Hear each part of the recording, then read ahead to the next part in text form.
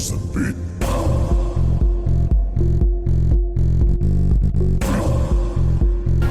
18 मार्च 2025 मेरठ के एक घर के अंदर एक नीले रंग का ड्रम रखा हुआ था।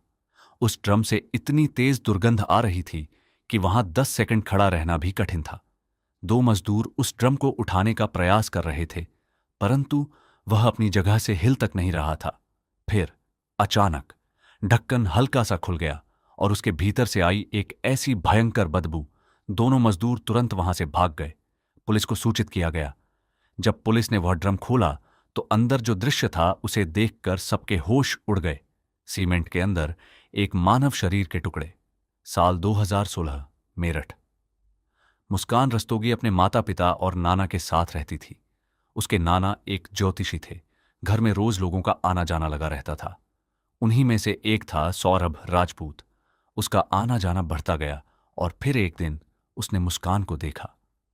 सौरभ को मुस्कान पसंद आने लगी थी और कहीं ना कहीं मुस्कान को भी सौरभ। धीरे धीरे दोनों मिलने लगे और कुछ समय बाद उनका प्रेम संबंध शुरू हो गया। समय के साथ उनका रिश्ता और गहरा होता गया। दोनों ने साथ में जीवन बिताने का निर्णय लिया, लेकिन दोनों के परिवार इसके विरुद्ध थे। अपने अपने परिवार को बहुत मनाने के बाद भी जब कोई नहीं माना तो अंततः उन्होंने फैसला किया कि वे विवाह करेंगे। मार्च 2016 में दोनों ने घर से भागकर न्यायालय में विवाह कर लिया। कुछ समय बाद उनके परिवार वाले भी मान गए। विवाह के पश्चात मुस्कान सौरभ के घर रहने चली गई। सौरभ मर्चेंट नेवी में कार्यरत था, इसीलिए उसे अधिकतर भारत से बाहर रहना पड़ता था। और जैसे ही सौरभ अपने काम पर गया, घर का वातावरण बदलने लगा। मुस्कान और सौरभ के माता पिता के बीच अक्सर विवाद होने लगे। मुस्कान रोते हुए सौरभ को फोन करती और कहती कि वह वहां नहीं रहना चाहती क्योंकि वह प्रतिदिन के झगड़ों से तंग आ चुकी है। यह सब सुनकर सौरभ भी चिंतित रहने लगा। उसका काम में भी मन नहीं लग रहा था और अंततः उसने अपनी नौकरी छोड़ दी, केवल अपनी पत्नी के लिए, और भारत आकर दोनों एक किराए के घर में साथ रहने लगे। 2019 में मुस्कान ने एक बेटी को जन्म दिया। धीरे धीरे सौरभ की जमा पूंजी अब समाप्त होने लगी थी। इसीलिए काम के सिलसिले में सौरभ 2023 में लंदन चला गया। वहां उसने एक बड़े बाजार की बेकरी की दुकान में काम शुरू किया। इसी दौरान मुस्कान की एक पुरानी सहेली ने पुनर्मिलन के लिए एक समूह बनाया। वहीं पर मुस्कान की बात शुरू हुई साहिल शुक्ला से, जो उसका पुराना मित्र था। धीरे धीरे उनकी प्रतिदिन बातचीत शुरू हो गई। फिर फोन कॉल्स बढ़ने लगे और मिलना जुलना भी। कुछ ही समय में दोनों एक दूसरे से प्रेम करने लगे। सौरभ लंदन में संघर्ष कर रहा था और यहां मुस्कान का प्रेम प्रसंग चल रहा था। साहिल नशे का आदी था और धीरे धीरे मुस्कान भी उसके साथ उसी अंधकार भरी दुनिया में चली गई। अब साहिल खुलेआम मुस्कान के घर आने जाने लगा। यह बात आसपास के लोगों को विचित्र लगने लगी। साहिल पहले केवल दिन में आता था, परंतु अब वह रात में भी ठहरने लगा था। कुछ समय पश्चात इस बारे में मकान मालिक ने सौरभ को फोन करके सब बता दिया।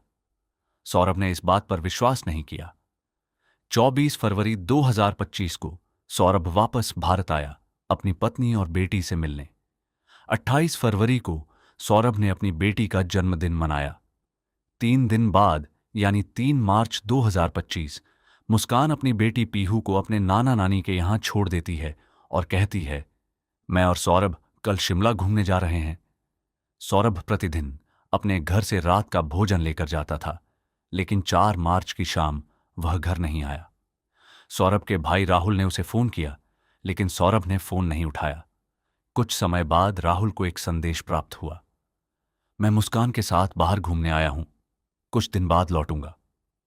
2 दिन बाद 6 मार्च को सौरभ की बहन ने कुशल मंगल पूछने के लिए संदेश भेजा। उसे संदेह हुआ क्योंकि सौरभ किसी का फोन नहीं उठा रहा था। बातों बातों में उसने पूछा कि पीहू को साथ क्यों नहीं ले गए। उत्तर आया, यहां अत्यधिक ठंड है, उसकी तबीयत खराब हो सकती है, अब हम होली के बाद वापस आएंगे। इसी बीच मुस्कान सौरभ के साथ चित्र भी साझा कर रही थी ताकि सब कुछ सामान्य लगे। तभी मकान मालिक का मुस्कान को फोन आता है।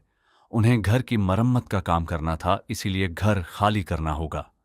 मुस्कान ने उत्तर दिया कि वे अब भी बाहर हैं, लौटते ही घर खाली कर देंगे। 17 मार्च मुस्कान वापस मेरठ आती है और अगले ही दिन 18 मार्च को वह सामान ले जाने वाली गाड़ी और 2 मजदूरों को बुलाती है। घर के एक कोने में एक नीले रंग का ड्रम रखा होता है। मुस्कान उनसे कहती है कि इस ड्रम को भी ले जाना है। दोनों मजदूर उस ड्रम को उठाने का पूरा प्रयास करते हैं, लेकिन ड्रम अपनी जगह से हिला तक नहीं। उन्होंने मुस्कान से पूछा कि इसमें ऐसा क्या है। मुस्कान ने उत्तर दिया कि इसमें पुराना सामान भरा है। परंतु तभी ड्रम का ढक्कन हल्का सा खुल गया और अंदर से एक अत्यंत तीव्र दुर्गंध आई। वह बदबू इतनी भयंकर थी कि वहां रुकना भी असंभव था। दोनों मजदूर भयभीत हो गए और तुरंत काम छोड़कर वहां से भाग गए। मुस्कान रोते हुए अपने मायके जाती है और जोर जोर से विलाप करने लगती है। जब उसके माता पिता सौरभ को साथ नहीं देखते तो उसके पिता पूछते हैं, सौरभ कहाँ है? मुस्कान रोते हुए कहती है, वह अब इस दुनिया में नहीं है। उसे उसके ही परिवार वालों ने मार डाला। वे मुझ पर विवाह विच्छेद का दबाव डाल रहे थे, लेकिन सौरभ मना कर रहा था। इसी कारण उन्होंने उसकी हत्या कर दी। यह सब सुनकर घर के सभी सदस्य गहरे सदमे में आ जाते। उधर वो मजदूर सीधे पुलिस के पास पहुंचते हैं और पूरी सच्चाई बता देते हैं। 18 मार्च 2025 मेरठ का एक सुनसान कमरा। पुलिस की एक टीम एक नीले रंग के भारी ड्रम के पास खड़ी थी। ड्रम पूरी तरह सीमेंट से बंद था, लेकिन उससे आने वाली भयानक बदबू पूरी कहानी बयां कर रही थी। जब मैकेनिक ने सीमेंट की उस परत को काटा तो अंदर का नजारा देखकर बड़े बड़े अफसरों के पैरों तले जमीन खिसक गई। अंदर सीमेंट में जमे हुए थे एक कटा हुआ सिर, 2 हथेलियां और शरीर के कई टुकड़े। वो चेहरा किसी और का नहीं, सौरभ राजपूत का था। लेकिन एक बेगुनाह पति और पिता का ये हाल किसने किया? शक की सुई घूमी सौरभ की पत्नी मुस्कान पर। पुलिस ने पूछताछ शुरू की। मुस्कान पहले तो सौरभ के घर वालों का नाम लेती है, लेकिन मुस्कान के हाव भाव से पुलिस को पता चल रहा था कि ये झूठ बोल रही है। जब पुलिस ने थोड़ा ऊंची आवाज में पूछा, तब मुस्कान ने सब सच सच बताना शुरू किया। ये सब शुरू हुआ एक व्हाट्सएप ग्रुप से, जहां मुस्कान की मुलाकात साहिल शुक्ला से हुई। दोनों नशे के अंधेरे रास्ते पर चल पड़े थे और धीरे धीरे एक दूसरे के बेहद करीब आ गए। यही साहिल, जो अपनी मां की मौत के बाद मानसिक रूप से टूट चुका था, अब काले जादू और तंत्र मंत्र की दुनिया में जाना शुरू कर दिया था। उसके कमरे की दीवारों पर 666 जैसे निशानों और डरावनी तस्वीरों की भरमार रहती थी। ये मुस्कान और साहिल दोनों ड्रग एडिक्ट थे। मुस्कान ने साहिल के इसी पागलपन का फायदा उठाया। उसने स्नैपचैट पर एक फेक अकाउंट बनाया और साहिल को उसकी मृत मां बनकर मैसेज करने लगी। नशे में डूबा हुआ साहिल को लगा कि उसकी मां वापस आ गई है। उस फेक अकाउंट से आखिरी संदेश आया, मुस्कान सिर्फ तुम्हारी है, लेकिन इसके लिए तुम्हें सौरभ का वध करना होगा। वापस आया था अपनी मां के हाथ के बने लौकी के कोफ्ते लेकर। उसे अंदाजा भी नहीं था कि ये उसका आखिरी खाना होगा। मुस्कान ने खाने में ढेर सारी नींद की गोलियां मिला दी। जैसे ही सौरभ बेहोश हुआ, मुस्कान ने साहिल को बुला लिया। साहिल ने चाकू मुस्कान के हाथ में थमाते हुए कहा, पहला वार तुम करोगी। और मुस्कान के हाथ जरा भी नहीं कांपे। उसने सीधा वार सौरभ के सीने पर किया।